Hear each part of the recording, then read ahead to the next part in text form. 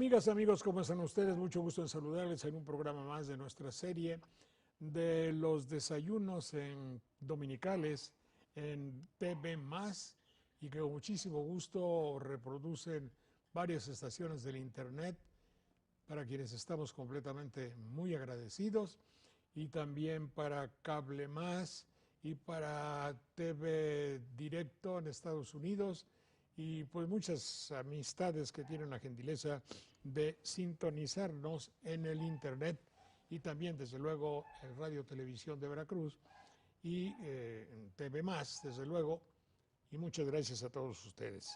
Saludo con mucho afecto a Juanita Robles. Juanita, mucho gusto, ¿cómo está usted? El gusto es para mí, don Jorge, estoy bien, gracias a Dios y espero que usted también. Pues más o menos con un poco de alergias y quién sabe qué otras cosas, muy inherentes a la edad. Gracias, Clemente Landa, mucho gusto, licenciado. Gusto saludarte, Jorge, gracias. Señor licenciado y filólogo, mi querido Manuel Munguía, mucho gusto. Jorge, buenos días. Está Armando Ortiz, el joven escritor, gracias, periodista, mucho gusto. ¿Qué tal, Jorge? Buenos días. Mi querido maestro José Eliud, salve. Ave Georgius. Muy bien. El señor licenciado Daniel Méndez Vivanco, mucho gusto, licenciado, representante también de Huatusco, mucho gusto. Don Jorge, mucho gusto en saludarlo. Buenos días. Y mi queridísima maestra Olivia Domínguez, un testimonio fehaciente de la vida de Veracruz. Gracias, Olivia. Aquí estamos como todos los domingos, don Jorge. Muy bien, muchas gracias. Hoy sí resulta que vivimos en un mundo lleno de terminología. Es decir, ¿qué quiero decir con esto? Todo el mundo nos habla que los poderes fácticos, que las fuerzas vivas, que un contingente, que quiénes son los docentes, quiénes son los educadores, que hay contingentes, que hay madruguetes, que hay un albazo, es decir, lo que atañe y concierne a nuestro programa Sopa de Letras es nuestra forma de hablar, comunicarnos, dialogar y entendernos. Y nosotros damos por entendido que nos entendemos. Y como vamos a ver en nuestro programa, tengo la seguridad de que no es tan así. ¿Usted sabe lo que es exactamente un anarquista? Yo no. Privativo, arcos, gobierno. El que no tiene gobierno, sí, pero ¿anarquista forzosamente tiene que tirar piedras y romper cosas? ¿O el anarquismo es una idea? ¿O la anarquía es finalmente una forma de gobierno y de convivencia? No lo sé. Y tengo la seguridad plena de que usted tampoco me lo podría explicar a ciencia cierta. Pero nuestros especialistas nos lo van a decir. Vamos a boicotear algo. Sí, pero ¿qué es exactamente un boicot? Vamos a hacer un pacto. ¿Un pacto qué? Un pacto demócrata.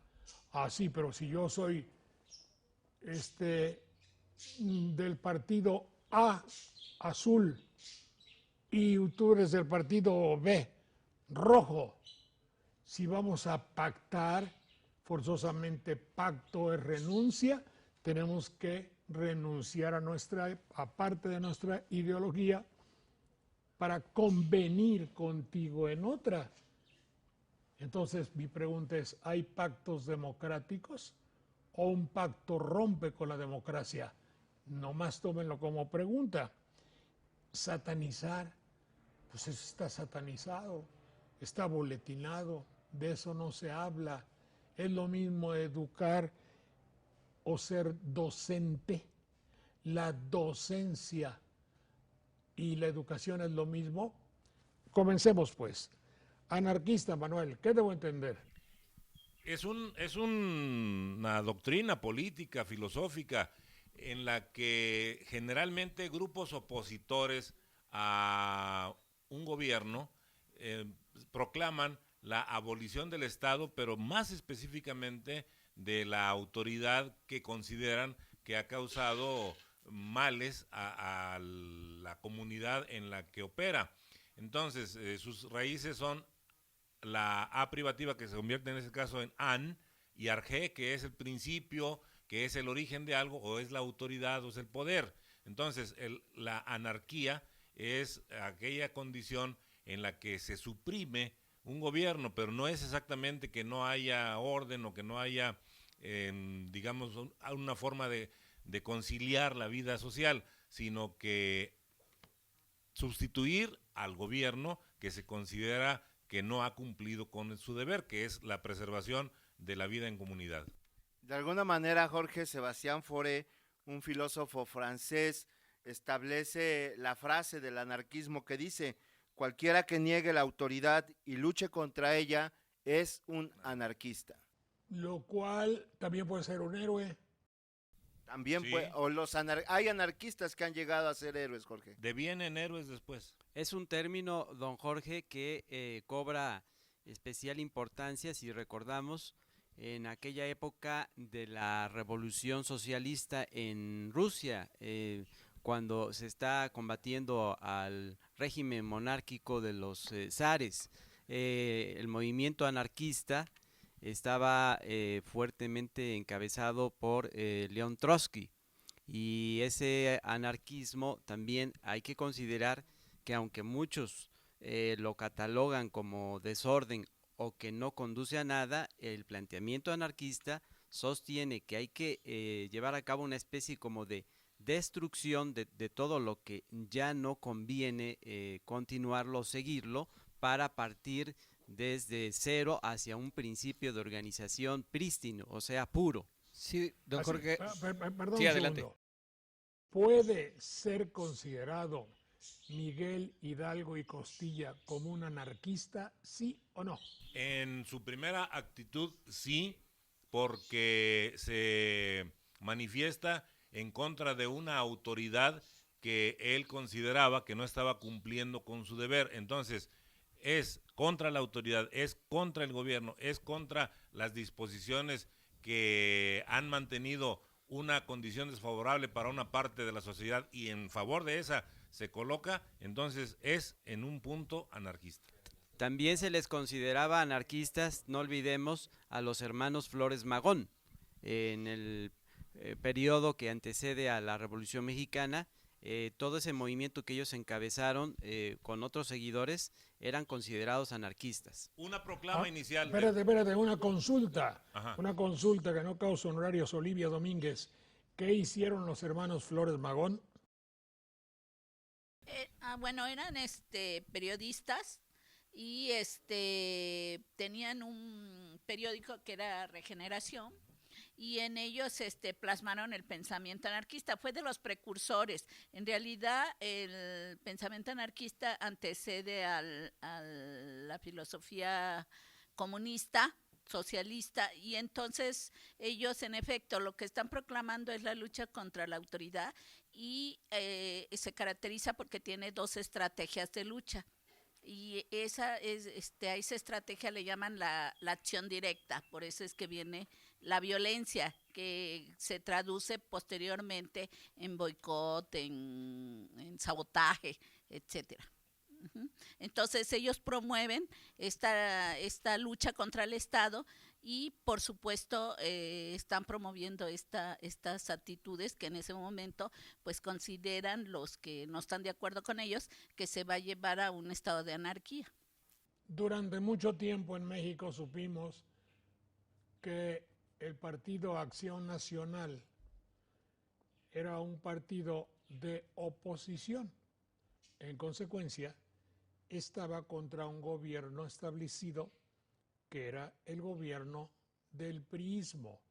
¿Debo considerar a Acción Nacional como un partido anarquista? No, No. porque la acción también refuerza el pensamiento. No basta con que, digamos, tenemos un mal gobierno y hay que utilizar las vías conducentes para sustituirlo y encumbrar al poder lo que ellos decían la aristocracia, porque muchos de ellos decían el gobierno de los mejores, que era lo que necesitaba México, según estos ideólogos. Entonces no hay una actitud anarquista, porque la actitud anarquista pasa del pensamiento a la acción. Recordemos que Hidalgo tiene como una de sus primerísimas proclamas: muera el mal gobierno, y esa es una declaración anarquista por todos los rumbos. Pero, es muy probable que, a ver, don Jorge, atendiendo a su pregunta, yo me quedé pensando que es muy probable que tuviera más características de un movimiento anarquista, aquel movimiento que se denominaba sinarquista. El sinarquismo que antecede a lo que hoy es el Partido Acción Nacional y que después lo absorbe, ese sí creo yo que tenía más características de movimiento anarquista. Y durante la época de Vicente Fox y de Felipe Calderón, le tocó al PRI estar en el lado contrario, vamos a llamarle así. La oposición, por cierto tenue, que hubo en aquella época podría considerarse como un movimiento anarquista en contra del gobierno de la derecha representado por Fox Calderón. Fíjate, Jorge, cuando ellos empezaron a hacer los tratos con el gobierno de Fox, se empezó a forjar una palabra que ya venía desde los tiempos de Zedillo, las famosas concertaciones. Cuando una parte del gobierno o un, digamos, un partido político hace una concertación con el gobierno, no tiene afanes de anarquista, sino de complicidad. No, claro. En realidad, con el gobierno de Vicente Fox, yo creo que es el gobierno en el que más anarquistas hemos brotado de la tierra, porque casi millones de mexicanos nos volvimos anarquistas contra un gobierno como el de ese sujeto, vaya. Y no hay que olvidar, don Jorge, que derivado de esas concertaciones a las que hace mención Armando, los analistas políticos, los analistas críticos de aquel momento, yo recuerdo muy bien que le señalaban constantemente al Partido Revolucionario Institucional que estando ahora del lado opositor tenían que aprender mucho a cómo actuar siendo un verdadero partido de oposición y no prestarse a las concertaciones. Por eso Claro, también, claro. don Jorge, hay Pero algunos que han aquí hay la evolución de una palabra, ustedes van a estar de acuerdo. Las concertación son dos palabras, por lo visto, concertar y luego ¿qué otra cosa? Y ceder. Y sí, y ceder, ¿verdad? Es que originalmente era concertación.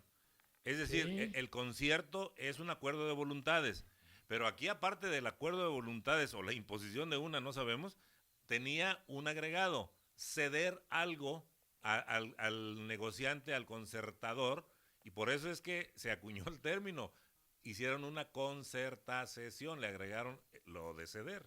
también, Sí, oye Jorge, lo la que palabra... pasa, no, espérate. Lo que pasa es que una concertación también es conocido dentro del mundo del neoliberalismo y de nuestro mundo actual como la compraventa.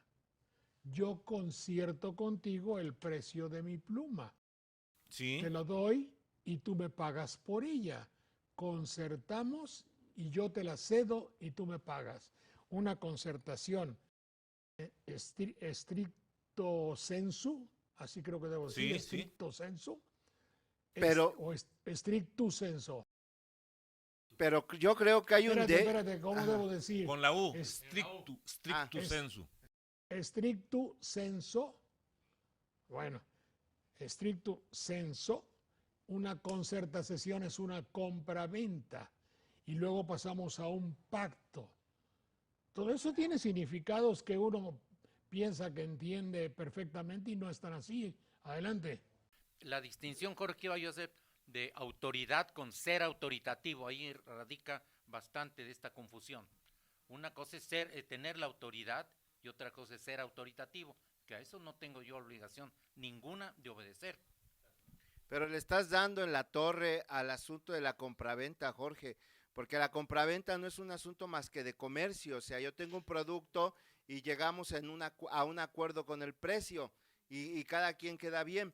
En una concertación hay un tinte terrible de perversidad, donde no solamente quedan bien los dos que están concertacionando, digamos, sino que están afectando a un tercero, porque yo no te ofrezco un producto que me pertenece y tú no me vas a comprar un producto que sea mío, sino que estamos concertacionando un derecho. Sin embargo, también en la parte comercial que decía ahorita Armando, cuando por ejemplo alguna de las partes tiene poder de monopolio, en el caso del que produce, o monopsonio en el lado del que consume, que normalmente es el caso del gobierno, también afectan bienes de terceros, no solo la parte de su actividad comercial. Por ejemplo, cuando alguna empresa concertaciona que le den cierto espacio protegido de área natural en donde hay una especie en peligro, pero como la necesidad de vender es mucho más grande para las personas que están en ese lugar, quitan un área, crean algún efecto de perjuicio para los demás, pagan un costo de oportunidad y viene implícito algo que es el poder, la capacidad de tomar una decisión y que alguien lo obligues a que te ceda algo porque tienes una capacidad de hacerlo, porque lo puedes llegar a hacer. ¿Qué es la concertación? Como decía bien Armando, que de repente dos personas se van a unir y dicen, mira, yo tengo cierta capacidad de fregarte, digamos, haciendo una marcha, y tú vas a tener una capacidad de darme algo, digamos, un derecho, y vamos a hacer como que estamos nosotros pactando de manera de iguales. Eso también viene ahí en la parte perversa, como mencionaba. Sí, permítanme un segundo. Entonces sí podemos caer en sacar una conclusión. Una concertación lleva implícito un gran componente de corrupción. Sí, claro. ¿De acuerdo? Sí, porque más allá de la compraventa que mencionabas, porque se presume que comerciar o hacer compraventas es lícito y lo otro puede ser nada más lícito. Está bien. Está bien. Bueno, fíjense ustedes cómo en estas palabras que se supone que nosotros conocemos ya hay algunos aspectos que habría que ponderar, que sopesar, que considerar para ver lo que significan. Yo quería, cuando hablaban de concertación y de la unión para realizar algo, algunas acciones de personas, entidades o criterios diversos, me acordé de la palabra connubio. ¿Me la puede alguien explicar? Sí, originalmente es matrimonio, significa unir, cum nubios, es la unión entre dos personas para hacer vida común. Es, digamos que nada más matrimonio, pero después fue adquiriendo en la jerga política un sentido peyorativo para indicar el arreglo entre dos entidades, ya no solo personas, que se unen para propósitos que no son justos a veces o que no son legales. Es el llamado acuerdo en lo oscurito, que es una expresión de la jerga política y que también señalaba que esta concertación o connubio tenía como finalidad quererle dar una legalidad, entre comillas, a cosas que no eran legales. Sacar provecho de una manera ilícita, ¿no? Bueno, volvemos en un minuto, por favor.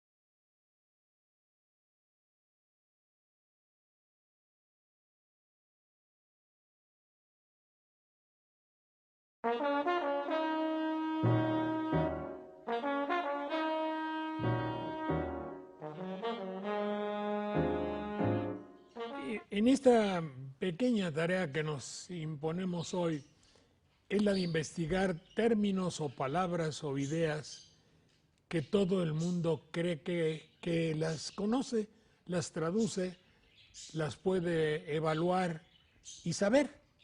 Y no es tan así, según lo estamos y queremos demostrarlo. Ya vimos cómo hay diferentes clases de anarquista.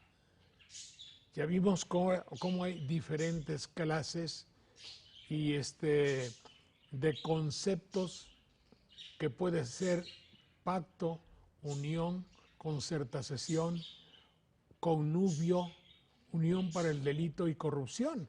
Todo eso posiblemente usted se confunda e inadvertidamente el locutor le dice algo y ahí se la lleva y ahí la cree.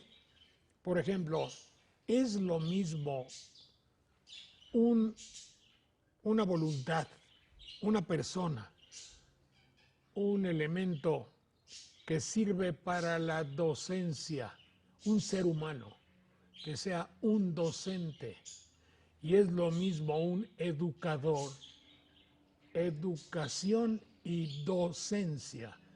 Veamos, por favor. Adelante, Manuel. El docente es el que da instrucción, el que enseña, el que transmite conocimientos.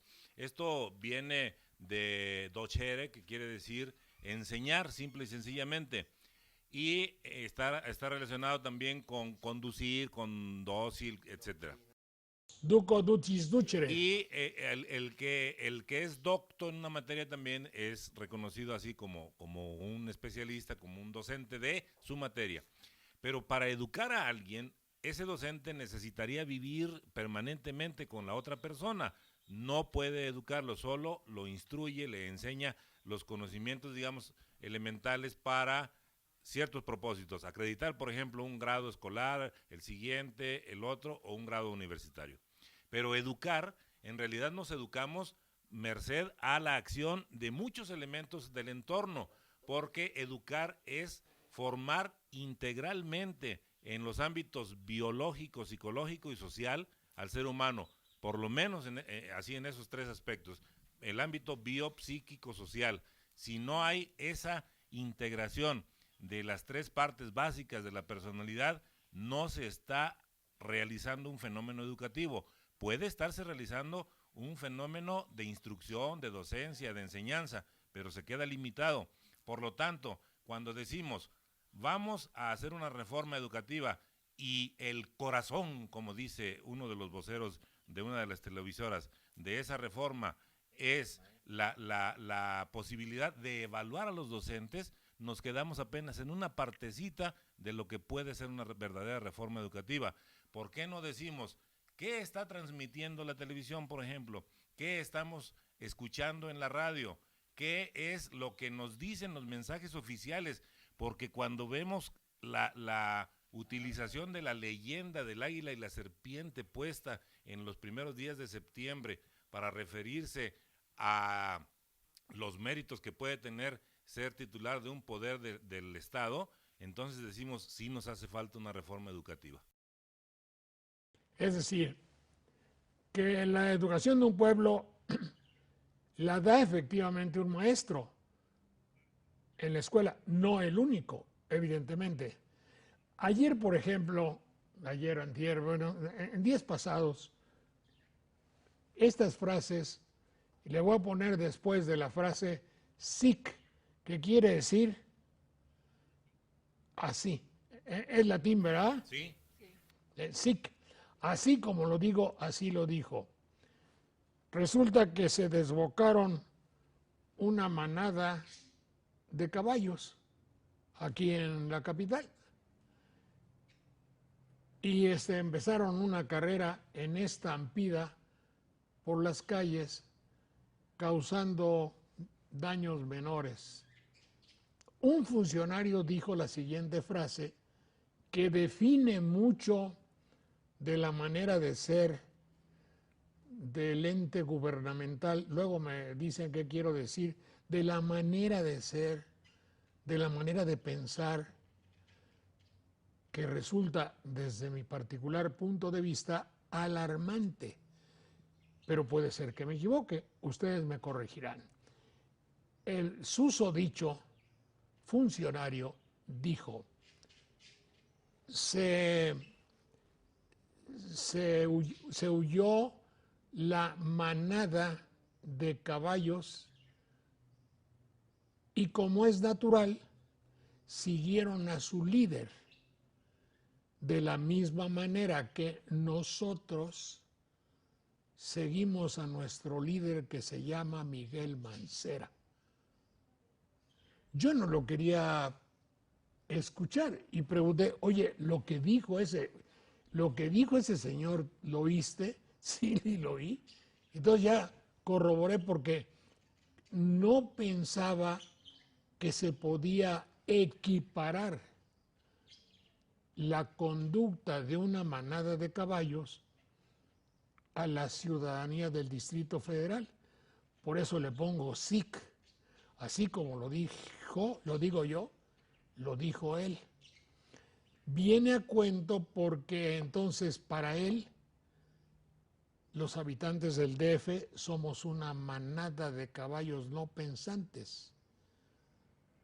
Cuéntame un poco, a ver, examinen el caso y vean la connotación que tiene el hecho de que haya criterios como el que narro en la vida pública y política de México. Adelante. Yo creo que con principios etológicos, es decir, los que estudian la conducta de los animales, concluiríamos que en condiciones tan diversas y tan diferentes a las que transcurren normalmente los grupos de caballos, no pueden comportarse como se espera de ellos en sus condiciones naturales. Imaginemos que cayeron, porque así fue, en un lugar donde hay un montón de ruido, automóviles, personas y elementos pues desconocidos para ellos, junto con el estrés de ir encerrados, no fueron siguiendo exactamente a un líder, sino que la estampida es precisamente la pérdida de esa posibilidad y el arranque a veces sin rumbo de los miembros de ese grupo de animales. La comparación es desafortunada porque la verdad es que en ocasión nos faltaría ser mucho más aproximados a la conducta de los animales o a los que menospreciamos con decirles animales, porque han demostrado que ellos no destruyen, por ejemplo, su entorno y que ellos siguen cumpliendo sus funciones vitales y de relación con ellos mismos y con los otros seres, a veces en forma más ordenada que nosotros.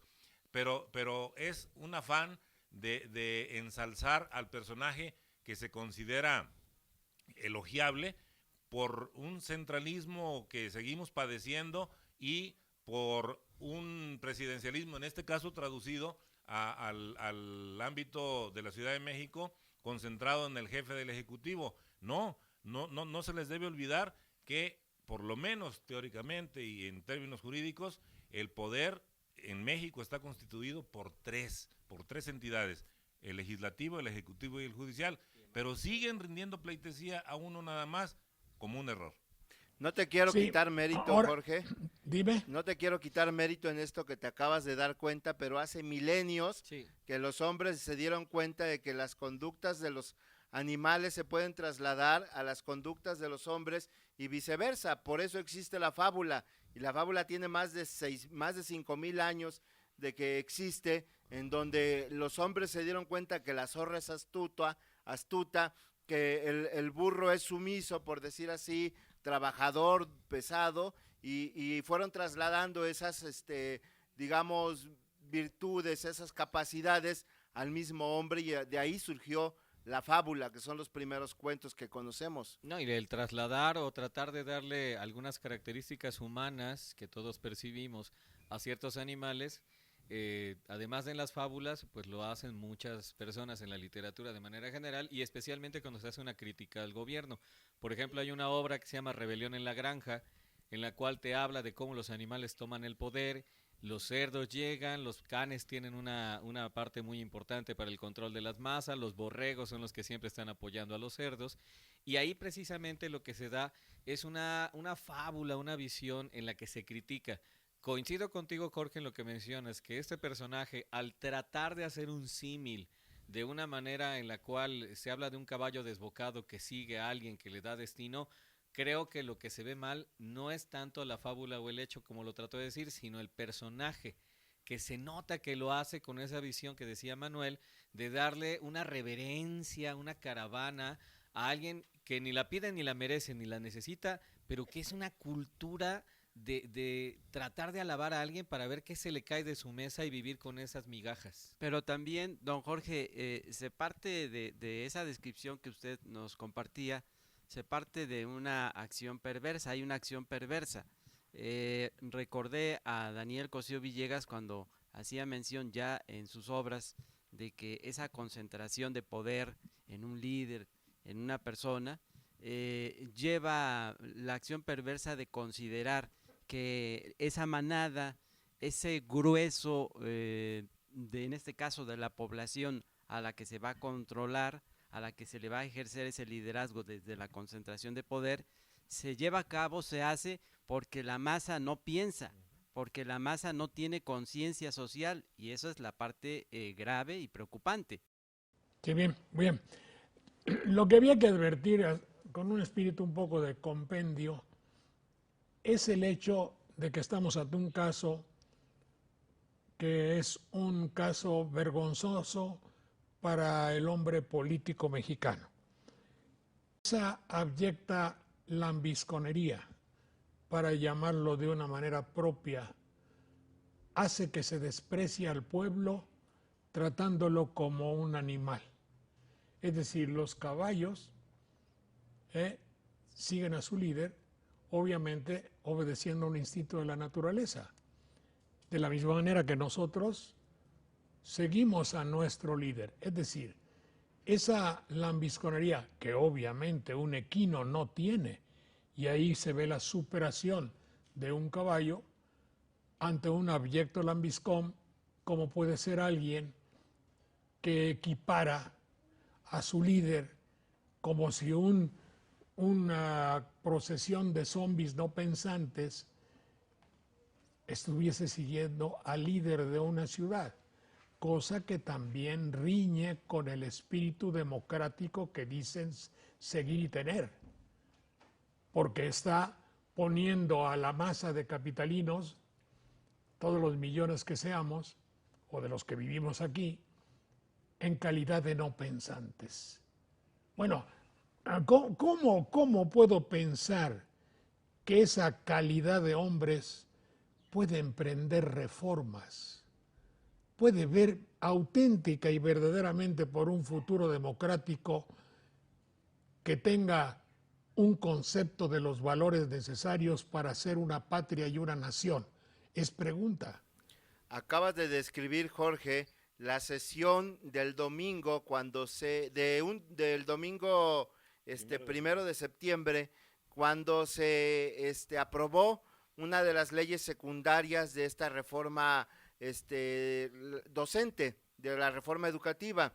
En ella, una gran cantidad de diputados que ganan 130, 150 mil pesos mensuales, a lo único que fue a gritar y a burlarse de las personas que se oponían a esa reforma educativa. Lo único que estaban haciendo era tratar de minimizar, y no faltó quien los llamara realmente república de hipócritas, porque estaban haciendo eso. Una de las tesis que hemos tenido en nuestros programas de internet, y se las voy a plantear a ustedes para que escuchar sus puntos de vista, es que México padece en general el síndrome de Estocolmo.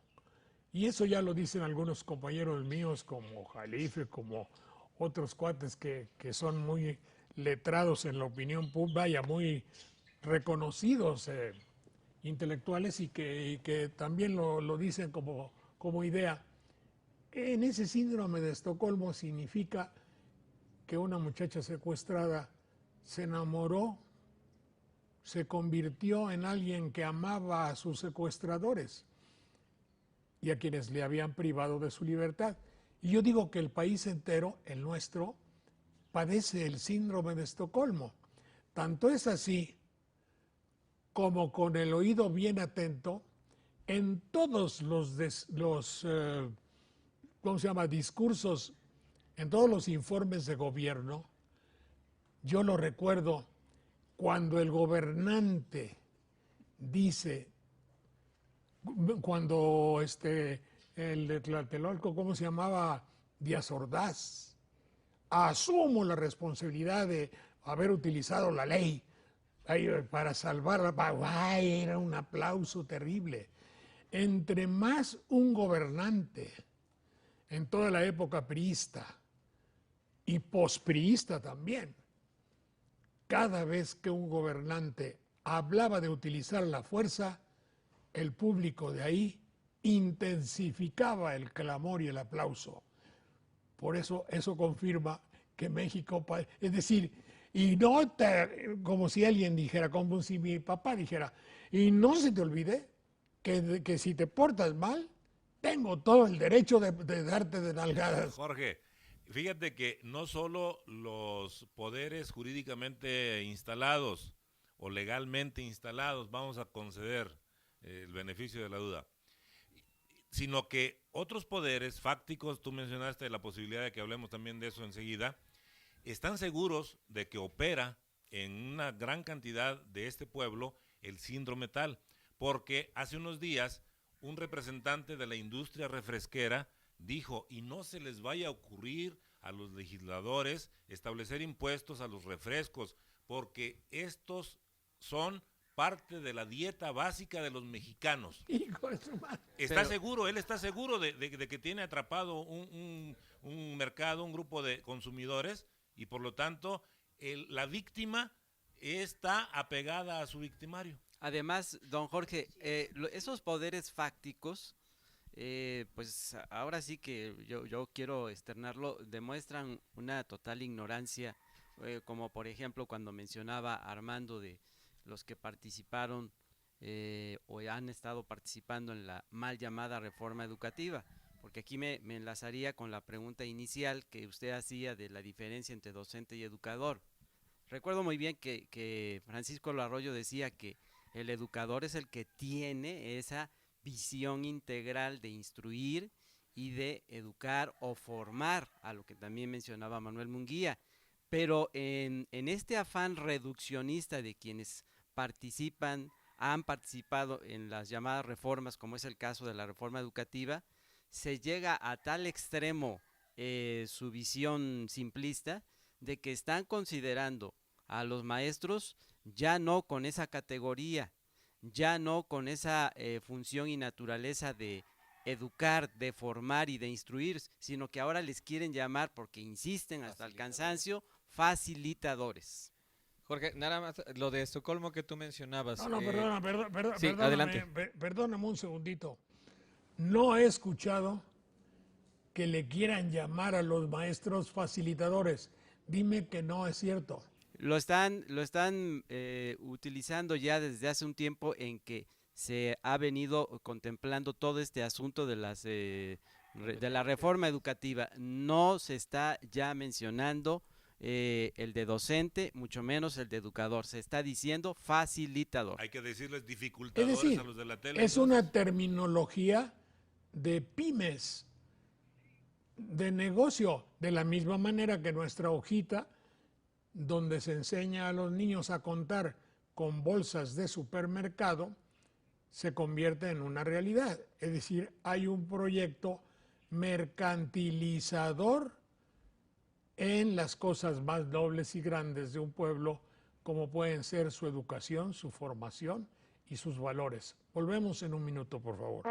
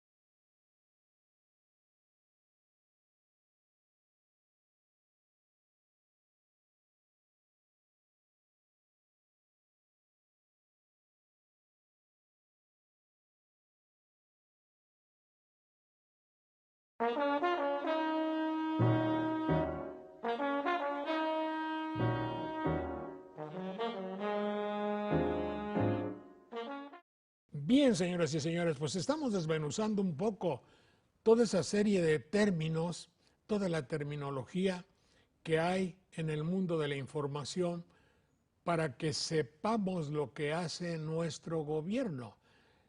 Pero nosotros decimos, bueno, si queremos formar una nacionalidad, una patria, llámele como llama, un conglomerado humano, una sociedad, no más que queremos entenderles bien. Y eso es lo que estamos tratando de hacer aquí. No un programa del partido A, B, C o D, sino decir qué carambas quieren decir cuando dicen esto. Adelante, Clemente Landa, ibas a hacer uso de la palabra. Gracias, don Jorge. Nada más recordar lo que usted mencionaba acerca del síndrome de Estocolmo. Fue hace muchos años en Europa, precisamente alguien llegó, le quisieron tratar de robar un banco.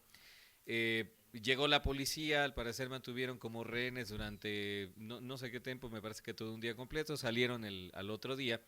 Y lo que documentaron posteriormente los medios y después algunos psicólogos fue que las personas que estuvieron como rehenes en ese lugar posteriormente mantuvieron conversaciones vía carta con sus secuestradores porque hicieron una transferencia de emociones y sentimientos que se sintieron muy bien acerca de que las personas, cuando alguien les dice qué hacer y cómo comportarse, se sienten con sentido muchas veces para su vida.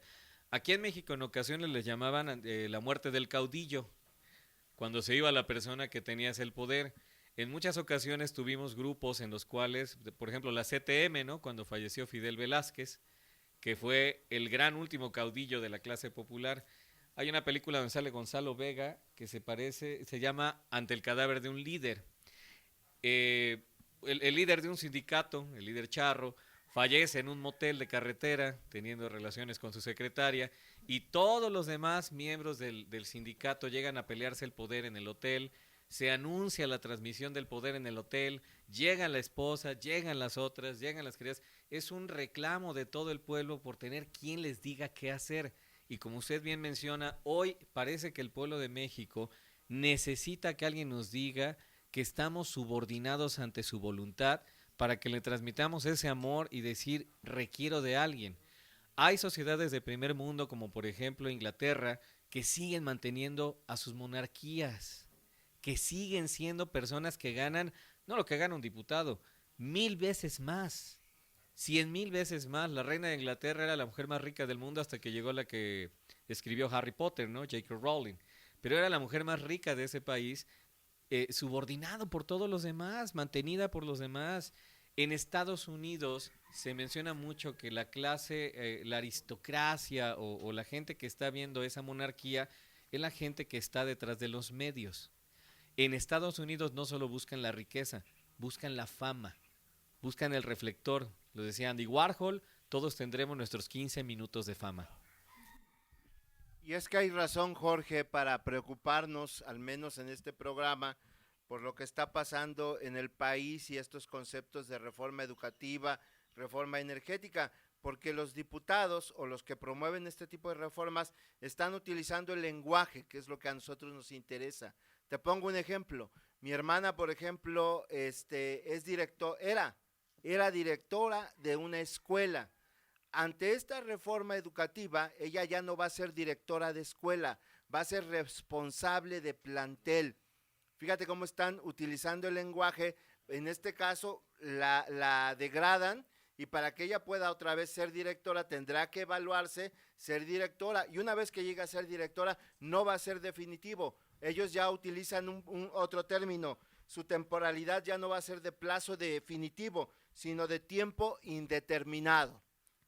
Porque también, don Jorge, lo que en otro programa habíamos comentado, usted se acordará, en este cambio de terminología y de normatividad, lamentablemente se le sigue dando esos embates, esas presiones al magisterio, a los maestros, y ya no se les está considerando como maestros en esa categoría que forman, sino ante esta óptica de la reforma educativa, el maestro pasa a ser un simple trabajador. Pero casi en términos del derecho civil, que es convertir la relación en una obligación de carácter personal y no de derecho social.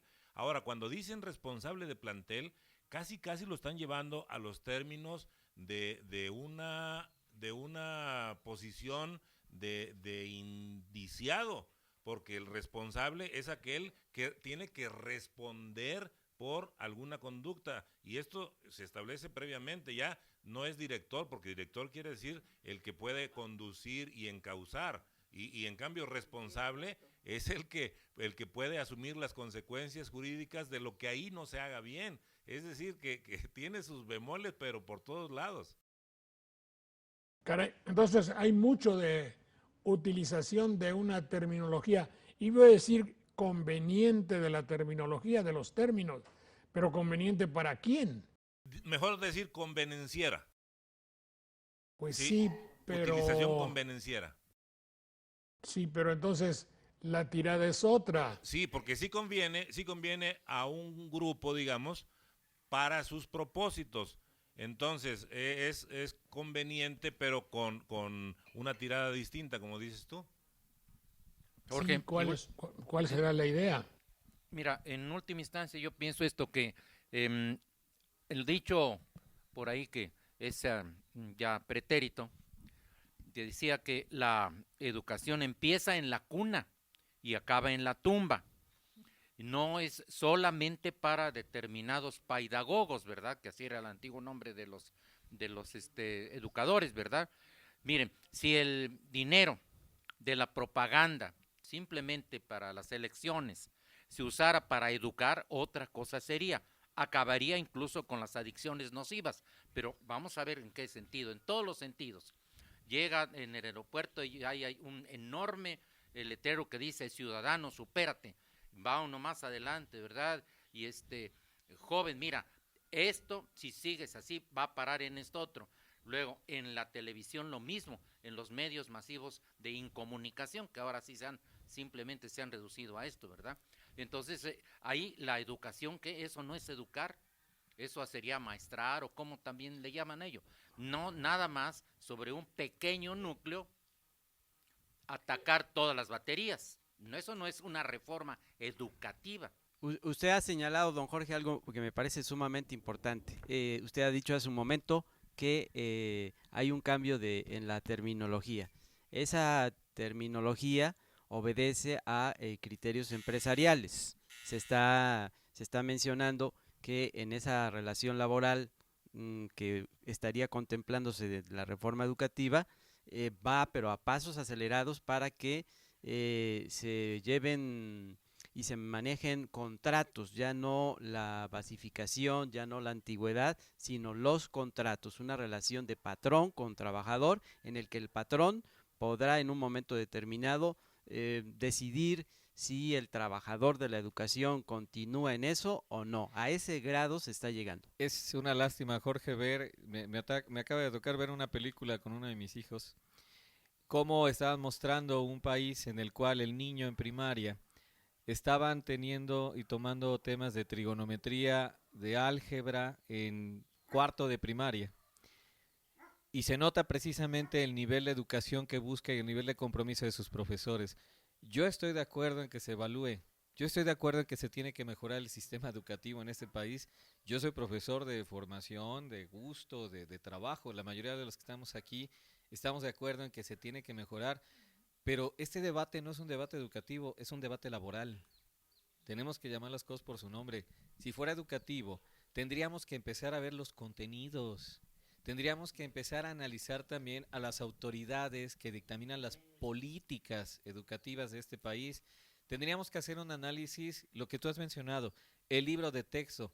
¿Por qué demonios tiene que haber una imagen de una compañía anunciando una suma, publicitando una resta, generando un concepto en el cual nadie de los que se menciona como expertos en este país ha metido mano en los libros de texto, sino que como vimos también que hay un problema muy grave en los libros, que les detectaron más de 1000 fallas, me parece, ¿no? No es posible que digan que es una fe de ratas. Eso, yo puedo considerar que nos equivoquemos y como humanos es perfectible, pero que nos quieran ver la cara de idiotas diciendo que esta es una reforma educativa, cuando a todas luces lo que se busca es una reforma laboral. Quitarle Bien. quizá el poder que tienen los No, sindicatos. pero yo no creo que sea estrictamente una reforma laboral, sino la semilla, la implantación, el abono necesario para un cambio de ideología. Somos una república democrática presidencialista. No sé qué le van a poner, qué palabra va a entrar ahí para que sea facilitadora o empresarial o lo que tú quieras y mandes. Pero a mí me parece que todo esto está obedeciendo a un cambio o a una reforma de carácter legalmente institucionalizado para un cambio de esencia. Pero eso no lo sé detectar correctamente. A ver, ¿por qué dicen privatización muchos que conocen de este asunto? Y hay que elogiar a una joven diputada de ¿qué se llama eso? Movimiento Ciudadano, que el otro día, alcalde, se apellida, que dijo con muchísima claridad las objeciones y fundamentaciones jurídicas que tenía para hacerlas. En este caso, se habla de privatización por lo siguiente: el derecho del trabajo es un derecho de carácter no solo público, sino social.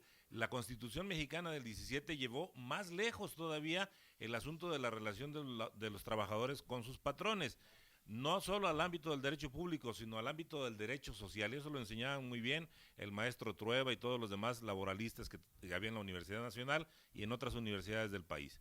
Pero ahora se está tratando de volver el contrato de tipo social o público a un contrato privado de un servicio profesional. Es decir, yo busco a alguien que ejerce una profesión de las llamadas liberales y le digo por cuánto elaboras tú, por ejemplo, un plano, o por cuánto haces una casa, o por cuánto me tramitas el divorcio, y se acabó. Entonces, eso es reducir al ámbito privado la relación que es laboral y que es de orden social hoy, y modificarla para que se puedan rescindir esas relaciones con mucho más facilidad. Mire, don Jorge, hay un artículo que sacó hace poco en la revista Proceso, uno de mis maestros. Él fue mi maestro en el posgrado que yo realicé en México de pedagogía, y que seguramente usted se acuerda de él. Él es de origen japonés, Axel Didrikson Takayanaga. Él, que es un experto en cuestiones de evaluación educativa y en planeación educativa, ha dicho que no es una reforma educativa esta la que hemos estado mencionando, puesto que no ataca y no contempla y no va a fondo sobre los métodos de enseñanza, sobre los contenidos de aprendizaje. Claro. Y en lo que se refiere a la evaluación, lo dice con una gran sabiduría el maestro, puesto que conoce ese ámbito, de que en todo proceso de evaluación, todos los que hemos estado participando y hemos sido formados dentro de la pedagogía académica, dentro de la pedagogía universitaria, todo proceso de evaluación tiene que llegar a su madurez siempre y cuando hayan participado diversos actores, las partes que están involucradas para llevar ese objetivo a un feliz término, y eso es lo que no se está contemplando en la reforma educativa.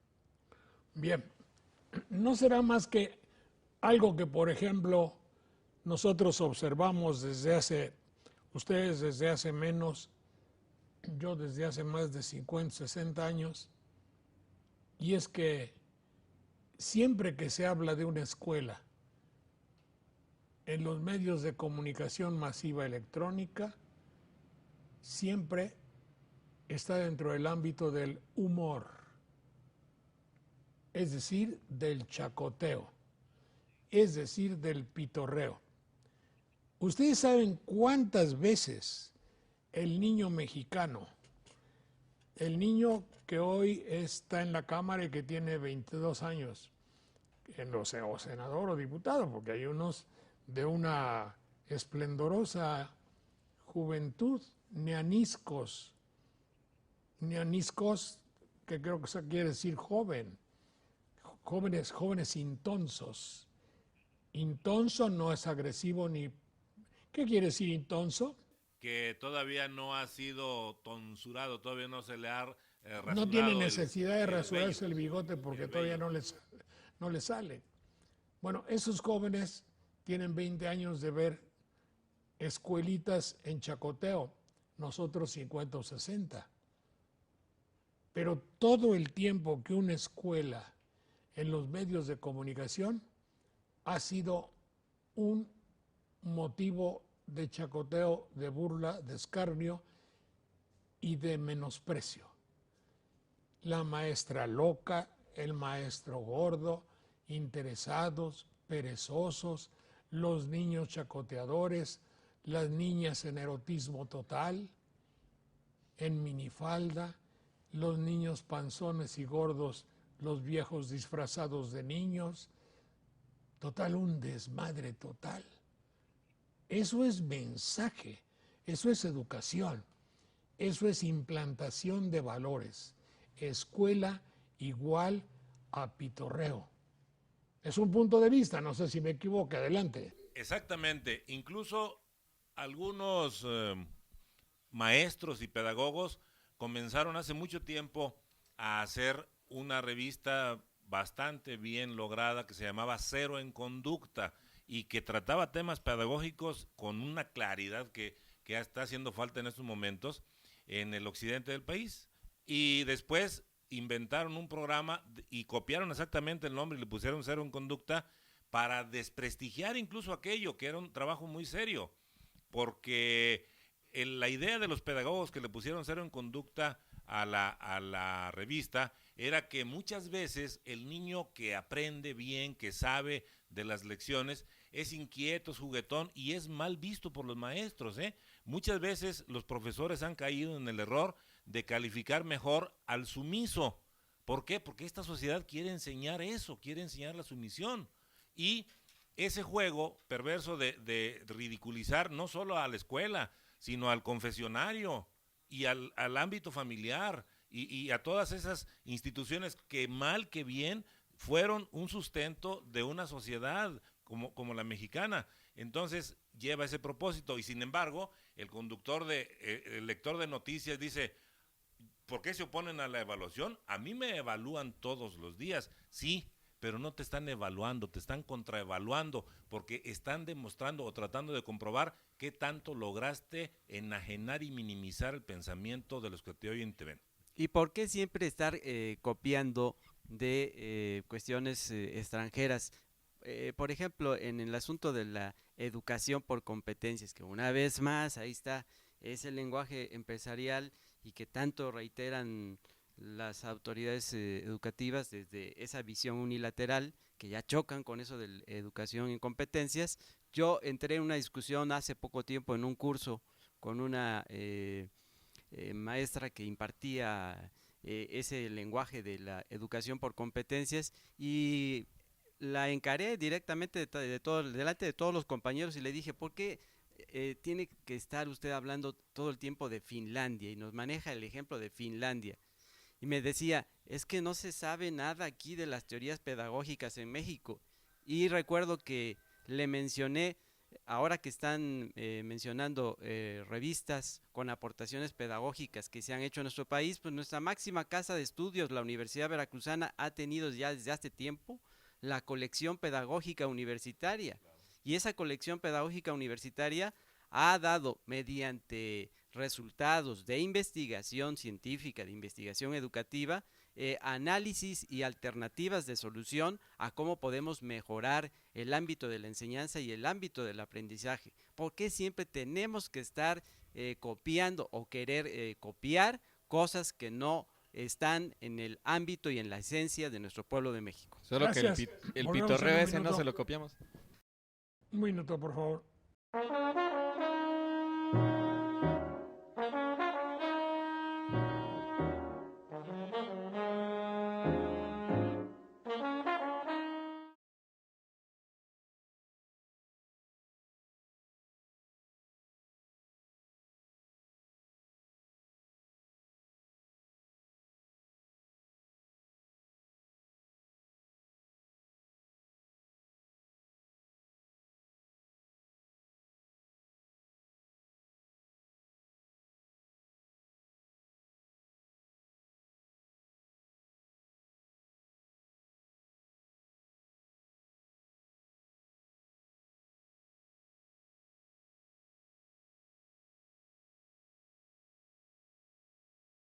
Juanita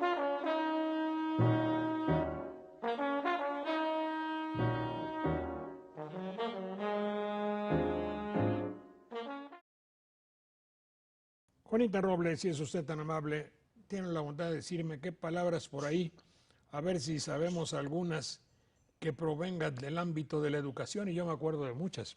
Adelante. Sí, don Jorge, mire usted, capota.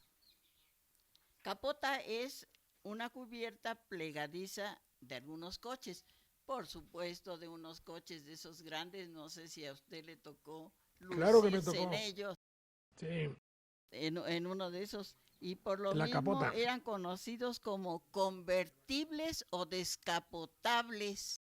sí. Bueno, periquete. Periquete es breve espacio de tiempo. Equivale a decir en un tris. Eso lo voy a hacer en un tris, o sea, en un instante. En un tri, sí. Rutilante. Rutilante es algún fenómeno o algún incidente donde hay algo resplandeciente, brillante. Lebrillo, creo que todavía se utiliza, ya no en la forma tan frecuente como antes. Era una vasija de peltre muy bien revestida,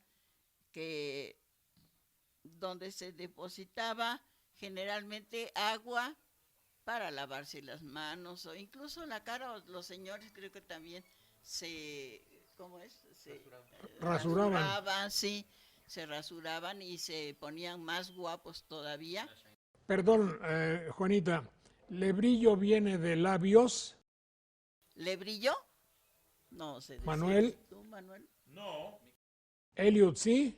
¿O cómo? Lebrillo. No, lebrillo, no tengo idea porque no me funciona mucho aquí el latín. A ver, Manuel, yo en francés me acuerdo que labios se dice lèvre. Entonces, lebrillo No, pero no creo que... es un recipiente para tomar. No. Es una bandeja o vasija de boca ancha. Entonces, ¿era para bañar perros?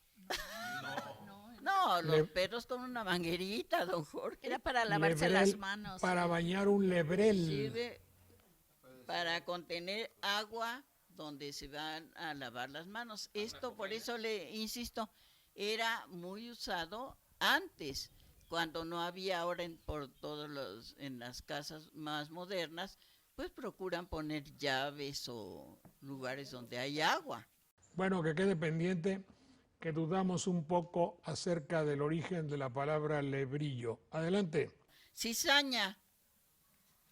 Cizaña es una hierba que crece por sí sola y que a veces dice uno que hace daño.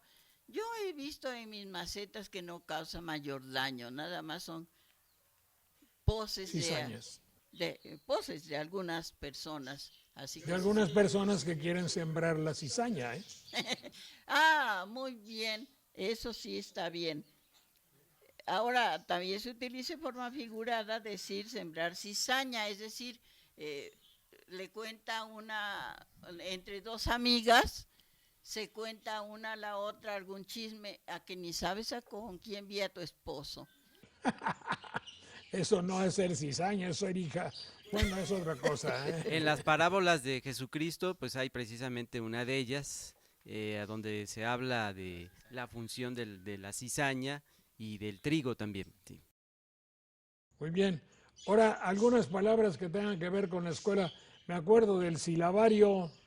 El silabario de San Miguel, que era... ¿Qué cosa era el silabario, Manuel? El silabario era un instrumento didáctico, ¿sí? Y un librito también que contenía lecciones programadas para que los muchachos fueran aprendiendo con base en la composición de sílabas.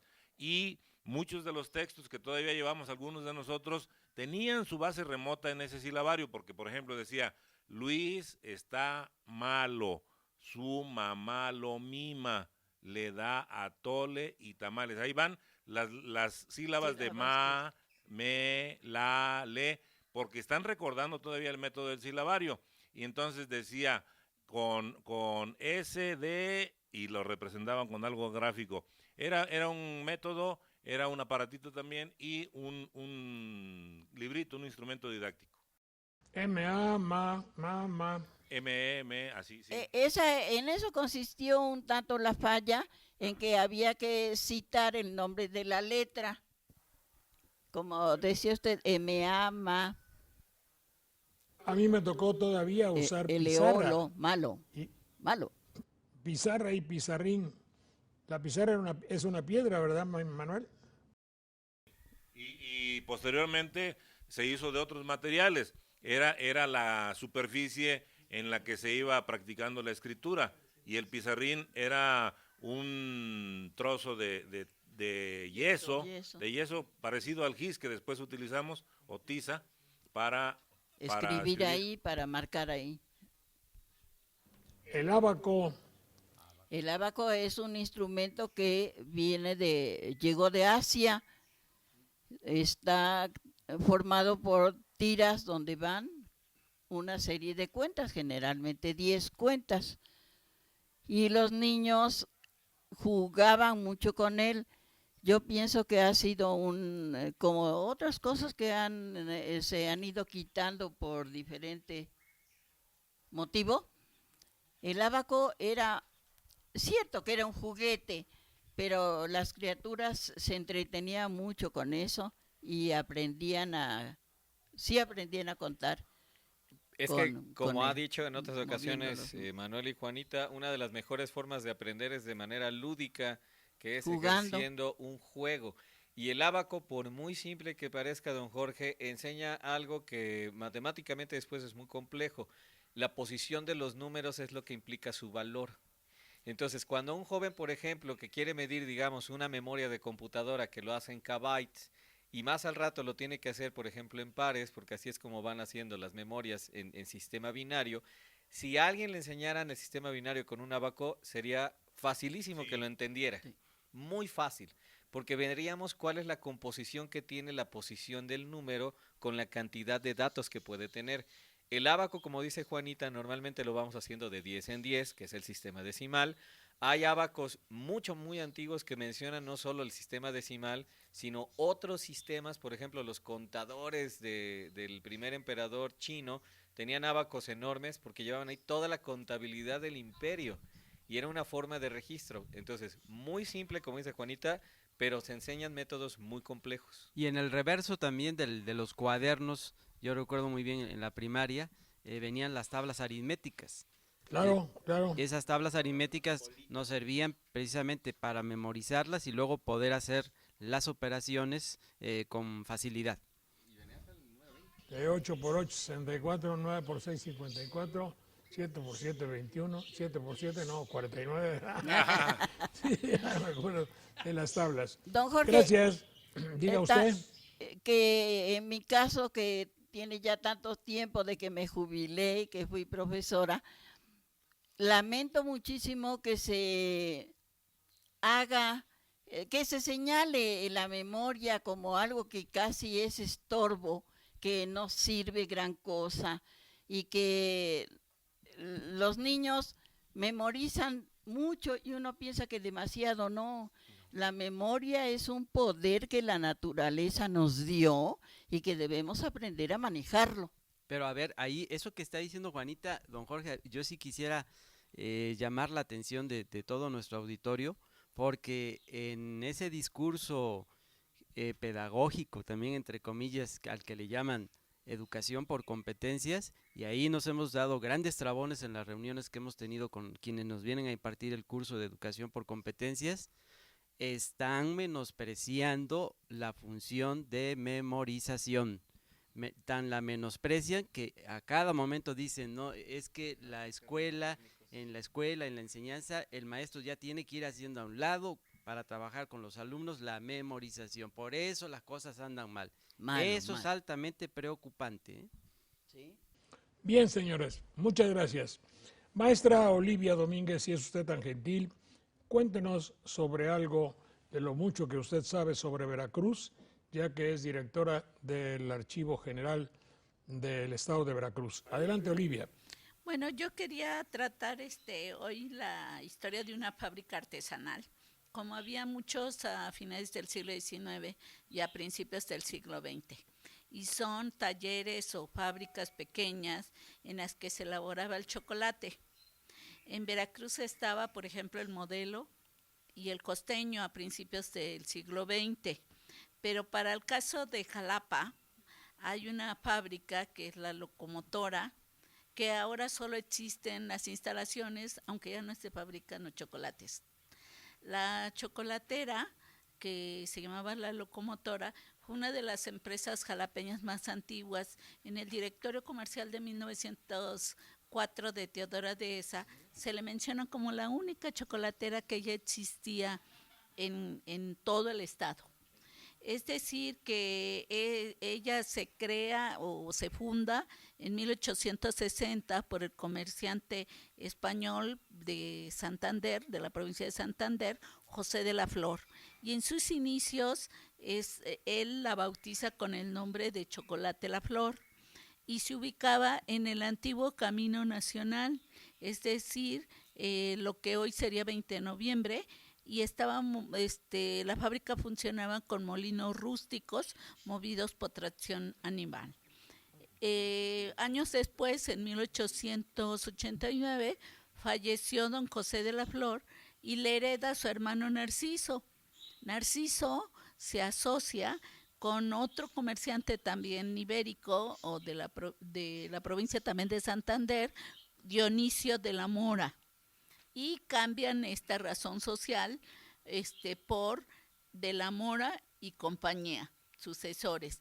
Y entonces cambia también su domicilio del antiguo Camino Nacional, la mueve a la calle de Francisco Díaz Covarrubias, que hoy es la calle Revolución, a la altura del Mercado Jáuregui, entre el Mercado Jáuregui y y Juárez, o sea, donde está el colegio preparatorio, ¿no?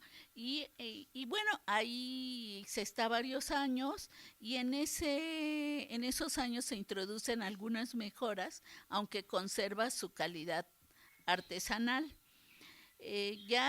Para los primeros años de 1900 fallece también Narciso de la Flor y entonces a la sociedad ya se habían integrado para esa época otros dos socios. Uno era Luis Lazo Penagos y Francisco Lazo Rueda. Entonces ellos son los que se van a quedar con el negocio por ser ya socios incorporados y van a cambiarle el nombre a La Locomotora, que es como muchas generaciones posteriores la conocieron. Y en 1907 van a adquirir maquinaria de procedencia francesa y española para seguir haciendo la molienda de granos. Y este cacao que utiliza viene de los estados productores de Tabasco y de Chiapas. Entonces, ya para 1920, pues ellos abastecen a la mayoría de las tiendas y de las cafeterías que ya se empiezan a abrir en las propias oficinas públicas. La Locomotora tuvo muchos reconocimientos internacionales y participó en varias exposiciones universales, entre ellas las de San Luis, Missouri, las de San Antonio, Texas, la que se realizó en Nueva York, etcétera. Entonces, todo esto se ve reflejado en su envoltura. Quien no recuerda, o las generaciones anteriores deben de recordar, los envueltos en color rojo, un rojo oscuro, casi satinado, y ahí venían las medallas de estos reconocimientos de los premios que habían obtenido en estas exposiciones universales. La familia Lazo cambió la ubicación que tenía en la antigua calle Revolución y la cambia a la calle de Salazar número 19, que hoy es Poeta Jesús Díaz. Entonces ellos durante muchos años siguieron elaborando el chocolate en hornos donde se utilizaba leña y carbón, sin conservadores, sin colorantes, y conservando estas etiquetas de color rojo, de color blanco y de color amarillo, haciendo las delicias pues de los jalapeños. Pues hasta aquí, don Jorge. Pero qué mala noticia que ya la cerraron. Sí, actualmente lo que elaboran creo que son velas y ya no producen chocolate. Qué barbaridad, qué pena. Una cosa tan hermosa. Todavía a nuestro programa le tocó hacer un reportaje de ahí. Me acuerdo que estaba la rueda enorme. Ya tenía un motor, pero seguía siendo la rueda de piedra para moler el cacao. Piedra. Y fíjate, Jorge, que los que pasábamos por ahí cuando éramos niños, en la calle de Lucio y Poeta Jesús Díaz, creíamos que se llamaba, bueno, sí, que de veras tenían adentro una locomotora, porque cuando pasábamos escuchábamos los molinos que sonaban como locomotora. Ahora, en relación con los asuntos educativos, esos talleres donde se elaboraban chocolates, textiles, velas, muebles, velas y otro tipo de enseres, fueron antecedentes de la escuela, porque allí se instruía a las personas para adquirir un oficio. Incluso había escuelas de artes y oficios. Entonces, aprendían el proceso completo y por eso es que se consideraron antecedentes de la escuela. Y era lo que hacía Hidalgo cuando usted mencionaba al inicio del programa, la figura de Hidalgo, pues él precisamente antes de involucrarse en el movimiento de independencia, tuvo esa gran característica de su labor pedagógica en la implantación de talleres allá de donde era párroco. Muy bien, muchas gracias.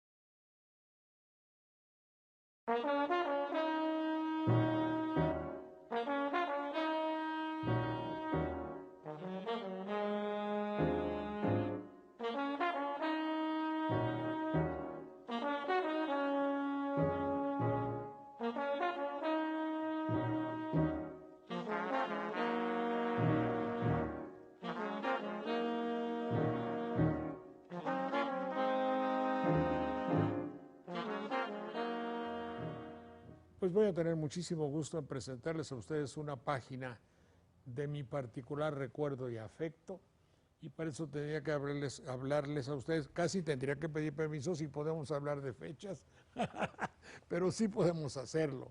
Había en la época antigua, debo decir, pues quién sabe si antigua, pero ya hace muchos años, concursos de oratoria han desaparecido. Pero en aquella época, a pesar de todo, había la intención de que supiésemos hablar para comunicarnos bien, sí, cosa que en la actualidad no más no.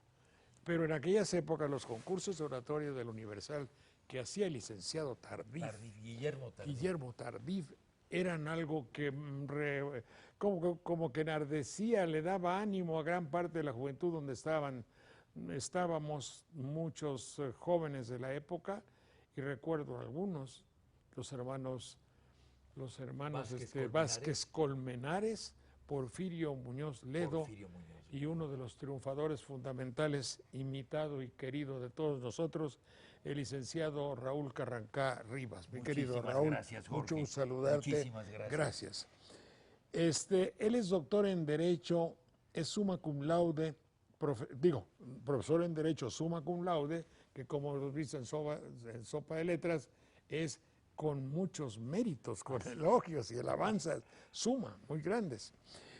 Profesor de carrera en la Facultad de Derecho de la Universidad Nacional Autónoma de México, en Derecho Penal y en el posgrado del Seminario Garantías y Amparo en materia penal, miembro de número de la Academia Mexicana de Ciencias Penales, medalla de oro al mérito académico, premio Universidad Nacional con Raúl Carrancá y Trujillo, es Mi padre. tu padre, es coautor del Código Penal anotado y del Derecho Penal Mexicano. Así es. Sus obras, La Universidad Mexicana, El Arte del Derecho, Derecho y Libertad, El Derecho y la Palabra, y mucho hablamos en nuestros programas del derecho a la palabra y las palabras derechas además, diría yo, el drama penal y la ley federal contra la delincuencia. Actualmente está en prensa su libro Filosofía del Derecho Penal, introducidos a la puniendi, no, como introducción al jus puniendi. Jus puniendi, exacto. Eso debe ser, Exacto, pero jus exacto. puniendi, el derecho a castigar. Exactamente, Eso exactamente. quiere Jorge. decir, yo me supongo, ¿verdad? Así es. Y El hombre y la cárcel, estudio introductorio a la antología de Oscar Wilde sobre su estadía en la cárcel de Reading. Así es. Mi querido Raúl, pues qué decía yo de aquellas épocas, ¿eh? Hacemos un momentito y que nos perdonen, pues ya a cuando uno tiene cierta edad, pues está bien hacer un recuerdito Claro para que que sí. sepan ustedes que ya vivimos un montonal. Así es. Y lo digo en términos elegantes, pues sí, ya vivimos mucho. Así es. Pero ¿qué cuentas? ¿Era el Oye, 52, 53? 52, 53, 54. Oye, Jorge, vivimos un montonal y tú sin duda conoces a un filósofo francés, Jean Guitton, que Lo he tiene oído nombrar, sí. un libro, una autobiografía muy bella, que le dice a propósito del montonal, le dice una joven periodista, maestro, lo quiero entrevistar, sí, cómo no, pero siento rubor, siento pena porque pues yo tengo 20 años y usted, bueno, pues en fin, le daba pena decir Sí. la edad. Y el otro le dice, mira, tengo 80, o sea, que soy 4 veces, tengo 4 veces tu edad, o sea, soy 4 veces más joven que tú. Porque tú tienes 20 y yo 20, 40, 50. Claro. Muy bonito, ¿no? Sí, la Le juventud dije, acumulada. le digo, he acumulado juventud. Entonces, eso del montonal pues puede equivaler a acumulación Acumuladas, de juventud, ¿verdad? sí, juventudes acumuladas. En aquella época, en los teatros de las ciudades principales, a mí me tocó ir a San Luis Potosí, yo no sé si contigo, en Jalapa, en el Teatro Lerdo. Jalapa. En Jalapa, a ti En te tocó, Oaxaca, en Oaxaca. maravilloso, Sí. ¿cómo se llama? Alcalá. Alcalá. Sí, Sí, maravilla. Y la gente iba y nos seguía y nos aplaudía y nosotros sufríamos y nos angustiábamos y yo veo al Vázquez Colmenares diciéndoles, hermano, desde abajo del público, mueve más las manos, dirígete más al público, no sé. Sí. Y el público intervenía porque tú decías, yo en alguna ocasión recuerdo que dije muy pomposamente con los aires juveniles, como dijo Pericles, y por ahí en las galerías gritaron, hay chicles, ¿no? Pero a veces intervenían con observaciones serias, profundas. Sí, ¿no? cómo no. Es decir, participaba el público. Era una especie, entre paréntesis, de parlamentarismo, ¿no? Sí. Nada cartonado, todo espontáneo. Sí. Y nos obligaban, naturalmente, los concursos a leer Claro. porque los jurados eran muy estrictos. ¿Cómo se llama? Efraín Brito Rosado, García Formentí. García Formentí. Sí. Yo no me acuerdo mucho de los jurados. No recuerdo otro. Bueno, gentes muy destacadas, Luis Garrido, rector de la universidad, don Andrés Serra Rojas, Arturo Llorente. Sí. El propio maestro Salvador Azuela. Sí. Entonces, no permitían que tú acariciaras la superficie del libro y si lo hacías perdías, exigían que fueras al fondo.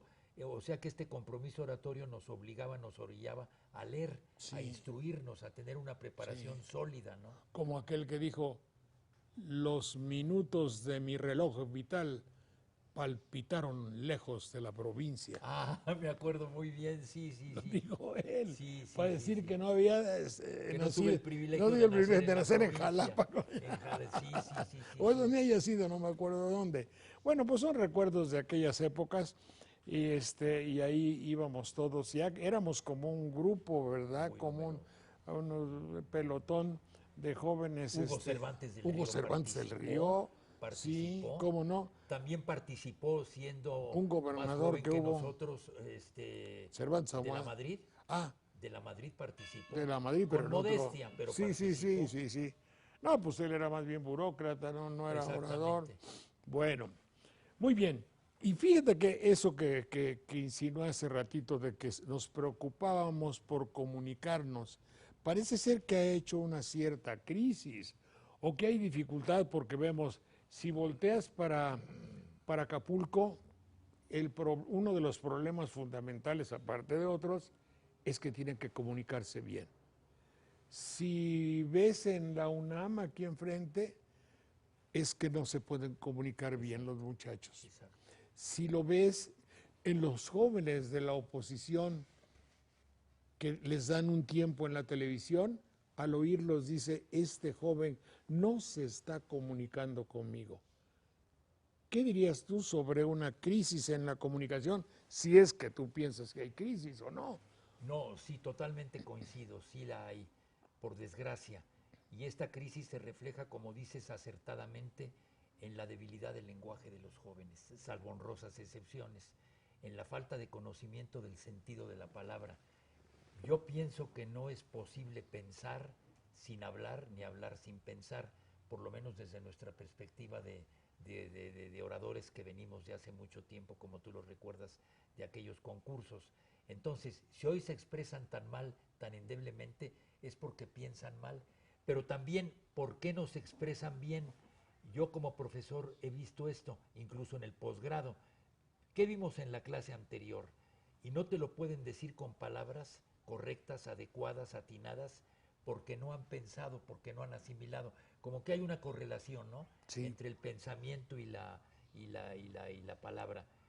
Yo lo atribuyo en gran parte en mi facultad y en otras facultades, querido Jorge, a la ausencia del humanismo.